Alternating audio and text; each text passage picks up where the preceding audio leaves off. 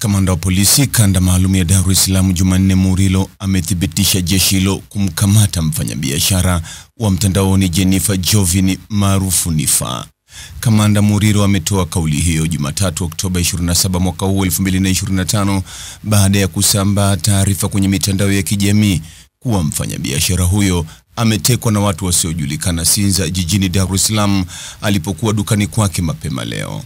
Nikimnukuu Kamanda Murilo anasema, Jeshi la polisi kanda maalum Dar es Salaam Oktoba 27 mwaka huu 2025 majira ya saa 9 mchana eneo la Sinza kumekucha limemkamata na linamhoji Niffer Bilikwiza Jovin mwenye umri wa miaka 26 mkazi wa Masaki Peninsula Kinondoni jijini Dar es Salaam. Taarifa ya polisi imeeleza, kwa mujibu wa taarifa za jeshi hilo, Niffer anashikiliwa kwa tuhuma za kuhamasisha vurugu na kuharibu miundombinu katika maeneo mbalimbali jijini Dar es Salaam kuelekea uchaguzi mkuu wa mwaka 2025.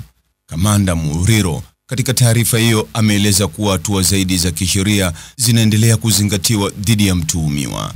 Mtazamaji, ni yapi maoni yako kuhusiana na taarifa hii?